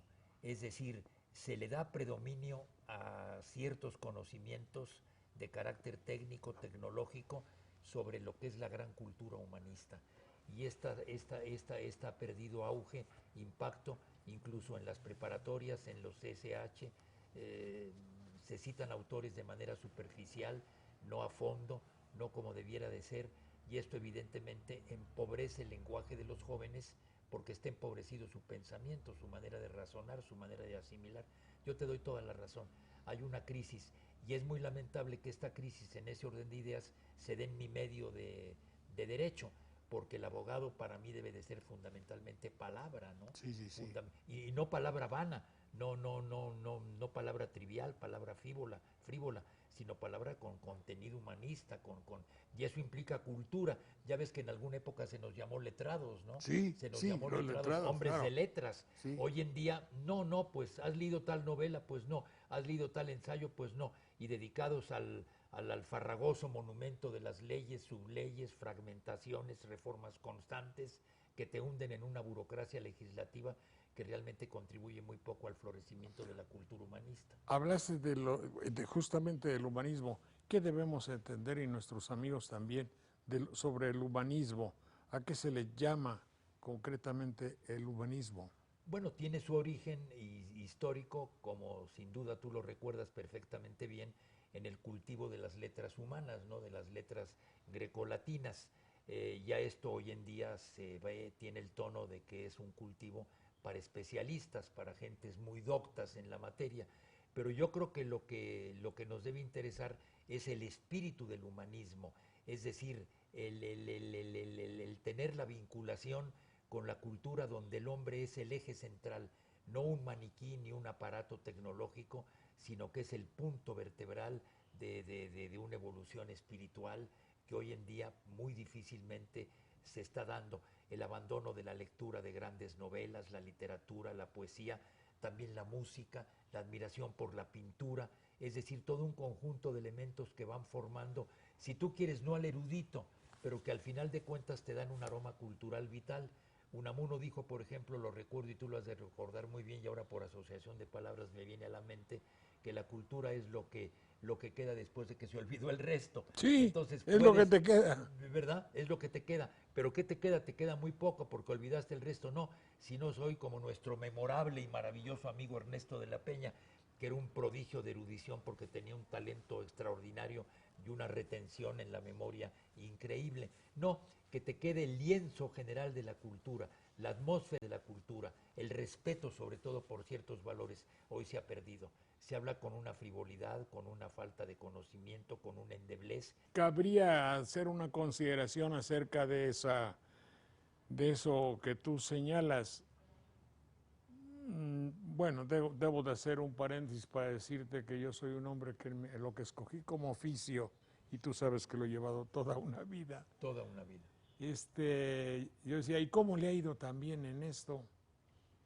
Y dije, espérate, déjame ver y pensar un momentito. Y digo, es que he hecho un conveniente manejo de mi ignorancia. Saber es no saber es también un arte. Saber que eres ignorante es un arte Es un arte, maravilloso. claro. Bueno, eres socrático, porque Sí, ya ves, y eso- también Descartes que decía, ¿no? Solo sé Solo que sé que nada no sé. sé. Sí, pero finalmente. Ya eso es saber mucho. Sí, pero finalmente hay instancias y fuerzas ocultas en el país que quieren que usted no sepa que no sabe. Exacto. Quieren que usted no sepa que no sabe. Y entonces le dicen, lo voy a entretener, lo voy a divertir, lo voy a trivializar. Exactamente. Le va a interesar a usted quién anda con quién en el mundo artístico, quién se operó. Chismes. Chismes.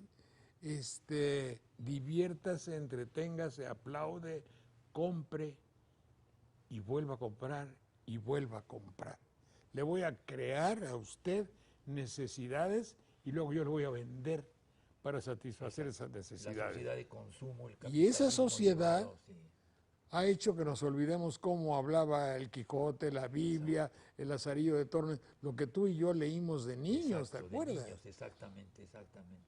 Bueno, pues yo ahí yo como que me estanqué, me quedé o agradecí de haber leído y releído esas obras Obras de arte que el maravillosas. profesor Librado Basilio me decía, ándale, a leer, ándale, este capítulo, oiga, repítelo, qué palabras no entendiste, vamos a buscarlas en el diccionario. Exactamente. Todo eso hace que el mexicano pueda expresarse. Parecería ser que el acervo de palabrería que hay actualmente en México son 80 palabras. Imagínate. Qué barbaridad, qué cosa tan horrible. El otro día un joven de la calle, normal, común y corriente, le tocó narrar en su teléfono lo que estaba sucediendo en una balacera. Ya eso de por sí ya es trágico, ¿no? Utilizó en 2 minutos y medio 19 veces la palabra güey.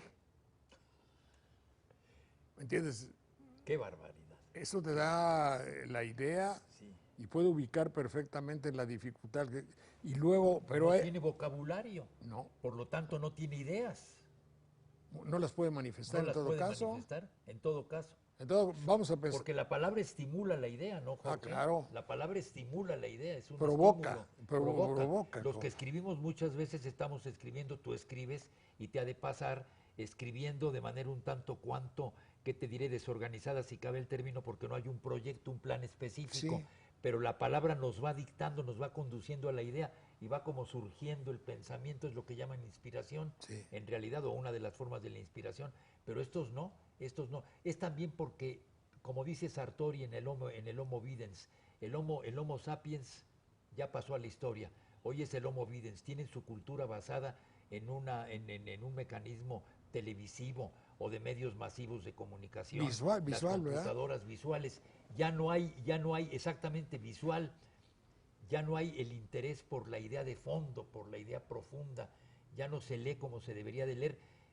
Cuando la máquina, cuando el prodigio de la televisión, de la computadora, de los iPhones, etcétera, debería de ser en el sentido de convertirse en un instrumento, un estímulo, no lo contrario, ¿verdad? Aplastan. Es terrible, es la sociedad tecnológica de la que hablas.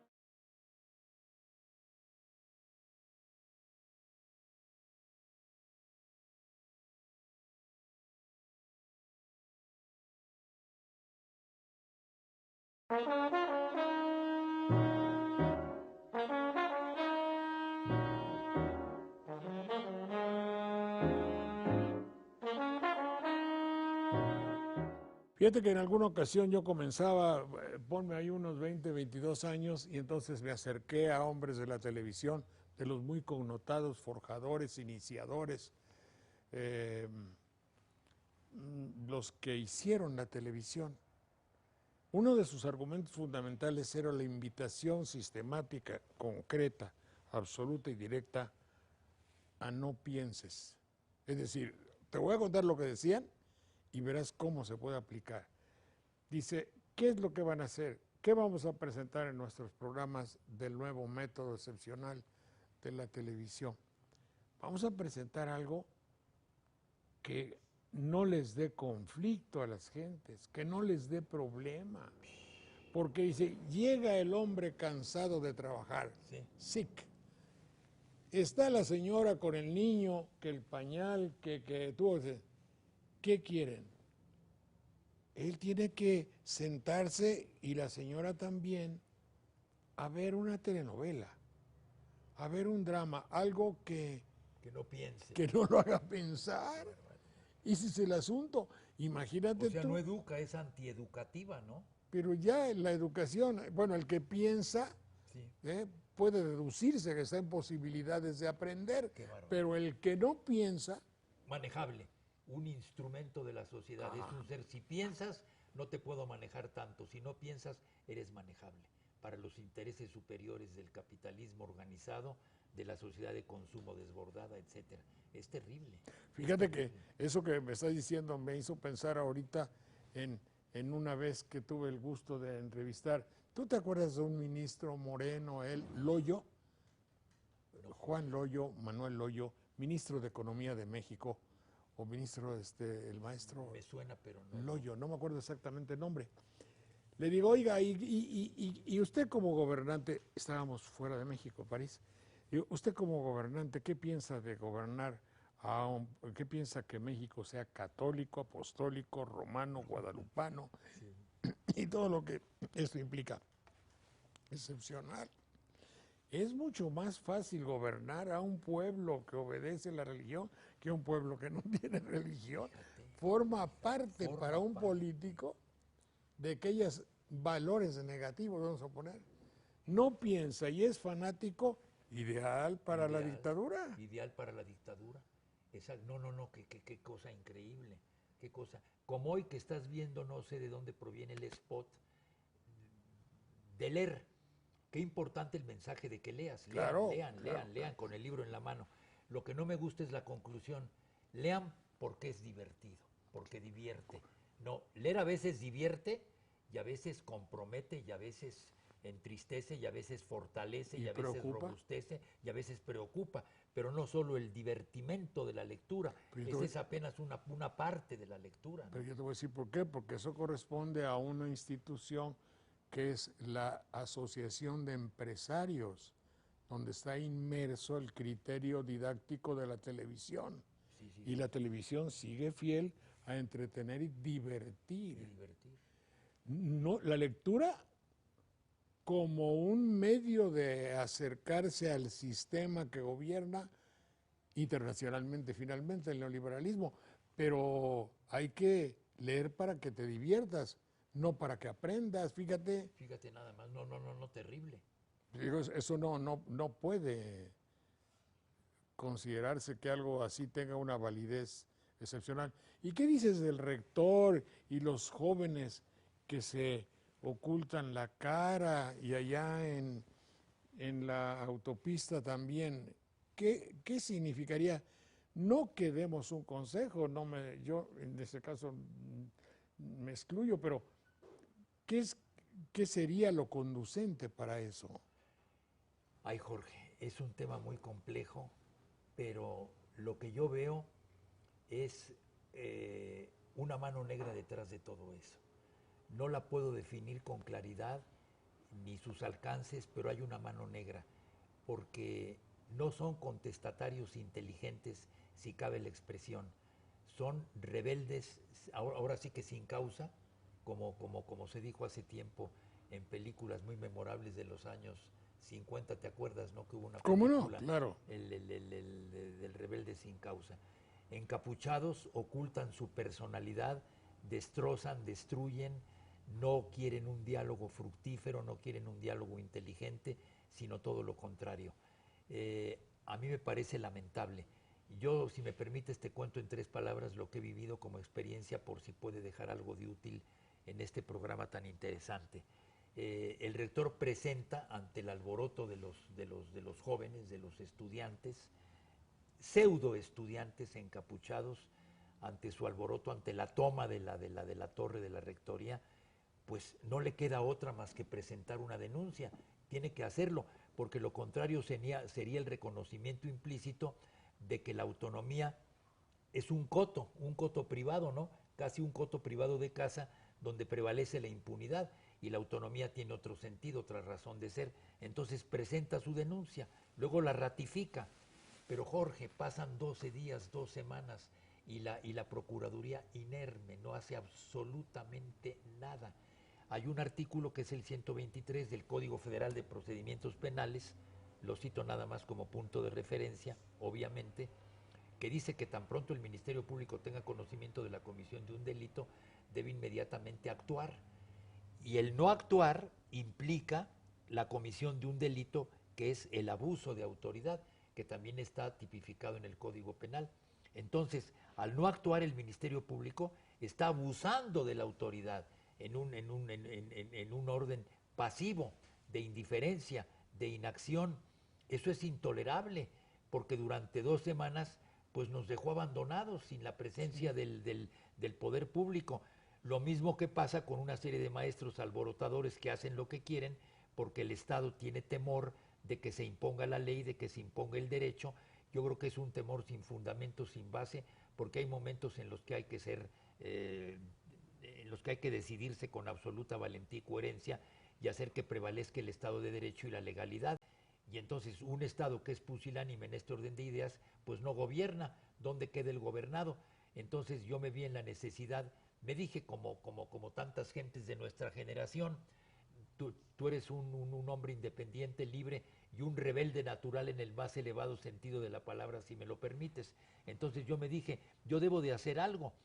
Yo no debo de consultar a nadie ni de agrupar a las gentes. Yo solo me voy a presentar ante el Ministerio Público a denunciar que la Procuraduría no actúa, que la Procuraduría no está cumpliendo con su deber, y presento la denuncia.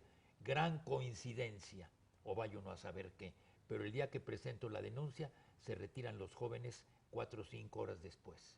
El rector, cuando sabe de la denuncia, no dice absolutamente nada, no la comenta. Yo apoyé la posición del rector en el sentido de que estoy de acuerdo, o lo estuve, en que él a su vez hubiera denunciado estos hechos. Pero no es posible que se destruya el patrimonio. Es un patrimonio de México, es un patrimonio de la humanidad, porque está considerada patrimonio de la humanidad. Entonces lastimaron el mural de Siqueiros. ¿Cómo se puede permitir eso? Y con esa gente se va al diálogo. Con el debido respeto al señor rector, yo no hubiera planteado el diálogo. Tú me preguntarás, ¿qué hubieras planteado? Pues otras opciones, pero ¿cómo puedes dialogar con una persona que no razona, con una persona que no entiende lo que es la universidad y que simplemente nesea en sus puntos de vista, que son realmente insostenibles para un diálogo y para llegar a una conclusión? Sí, yo así lo veo. Mi pregunta es esta. ¿En algo de esta actitud se defendió el principio de lo que es la autonomía? Para nada. De manera Esa directa, es mi pregunta. De manera directa y abierta, no, Jorge. No. No se defendió. Yo posteriormente escribí en un periódico que es El Sol de México algún artículo sobre ese tema, pero en las denuncias iniciales no se planteaba la cuestión, porque la autonomía pues se debe entender, como tú lo sabes muy bien, como la libertad para autogobernarnos, para formular nuestros planes de estudio, para administrarnos, pero no para que se cometan ilícitos de una y mil clase, y aquí no ha pasado nada, ¿verdad? Sí. Un estado dentro de otro estado, pues ¿cómo puede ser? Autonomía quiere decir, no queremos recibir clase de zapoteco, de inglés o de lo que sea. Exacto. Esa autonomía, te pregunto, ¿qué alcances tiene la autonomía universitaria creada en 1900, no me acuerdo 29. Cuánto, por ¿cómo se llamaba el señor gobernador gordo? Portes Gil. Don Emilio Portes Gil, el presidente de la República. Sí, él la creó, ¿verdad? Él la creó, sí. él la creó efectivamente. Sí. Hay un libro precioso de Mauricio Magdaleno, Las Palabras Perdidas, donde se habla de todo esto, y de un joven orador brillantísimo, que ojalá hubiera sido nuestro amigo nosotros de él, aunque de otra generación, Martín del Campo, que murió. Germán del Campo, perdón. Germán del Campo, que murió defendiendo los ideales de Vasconcelos. Cuando toda esa revuelta de la que hablas, pues yo creo que los alcances se pueden definir en el sentido de que soy libre para enseñar lo que quiera, la libertad de cátedra. Soy libre para plantear la problemática académica que yo guste como profesor, y como institución soy libre para gobernarme, para administrarme, pero hasta allí no soy un estado dentro de otro estado, y soy libre en el pensamiento para llegar, bueno, sin límite ni frontera de ninguna clase. Hubo una polémica famosísima de la que tú sin duda tienes memoria entre Caso y Vicente Lombardo Toledano a propósito de la autonomía y de los alcances de la educación. Lombardo quería que fuera una educación de corte materialista histórico, marxista, sí. El maestro Caso idealista, espiritualista, y total triunfa la posición de Caso, reconociendo la influencia de ciertos factores y elementos de corte social. Pero digo, la cito porque es muy interesante como punto de referencia de lo que debe ser la autonomía. Y en rigor, pues eso que te digo de mi concepto, libertad no de pensar, porque podemos pensar lo que queramos, sí. Libertad de expresar lo que queramos, aquello que nos convenza, de manifestarlo, de organizarlo, libertad de cátedra, el alumno una libertad plena de elegir entre distintas doctrinas, entre distintas teorías, entre distintas posiciones, y en el orden administrativo, pues bueno, vamos a administrarnos como mejor nos convenga, como mejor creamos, y sin intervención de ninguna fuerza exterior de tipo gubernamental.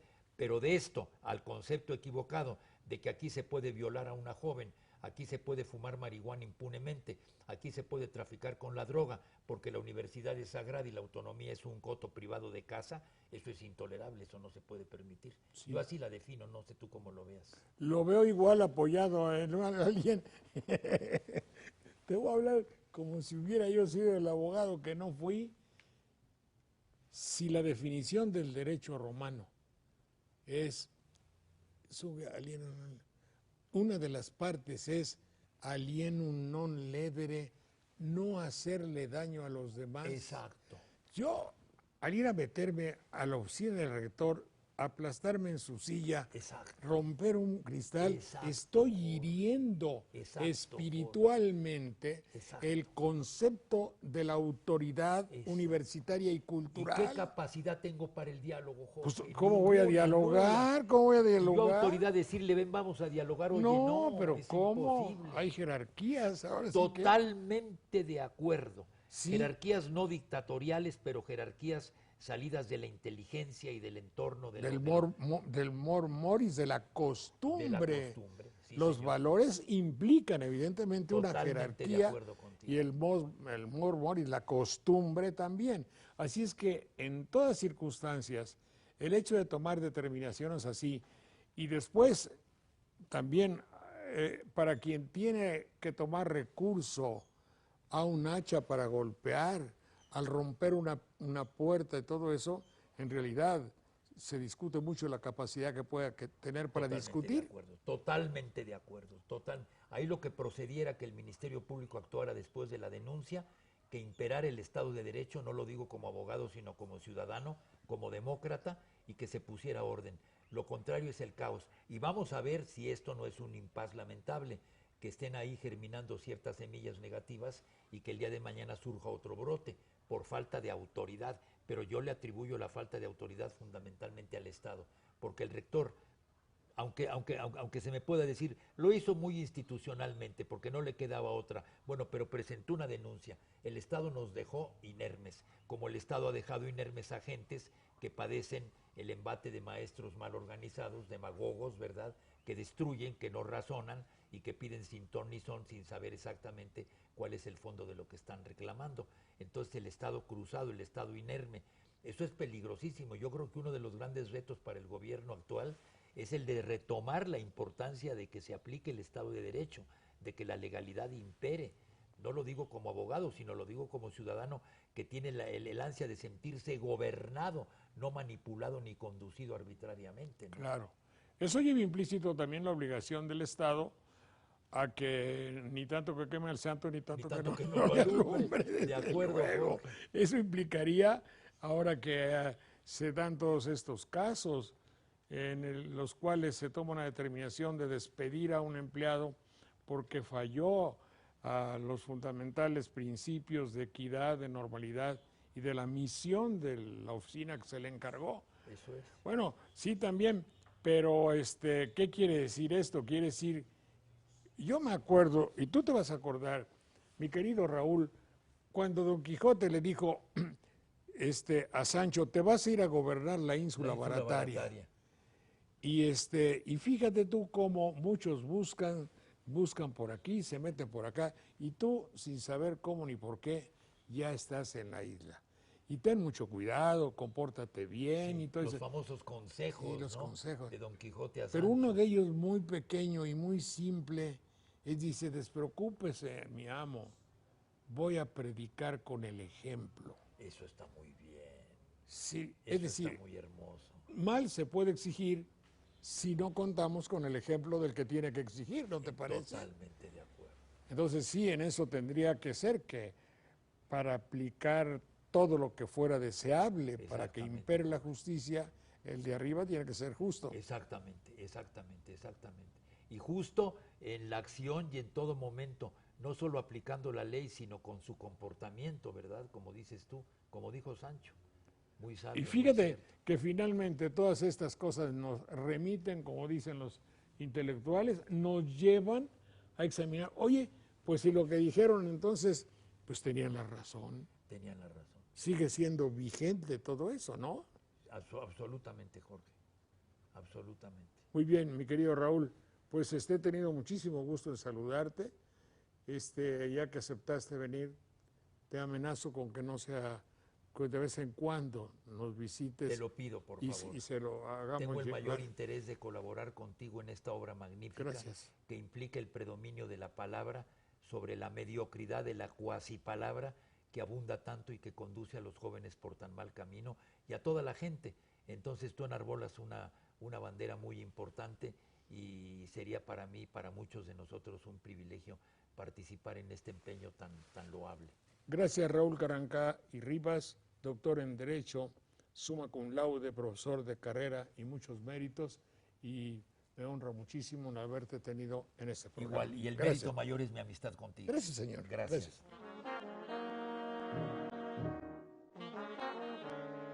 Bien, amigas, amigos, pues hemos presentado para ustedes los desayunos de TV+.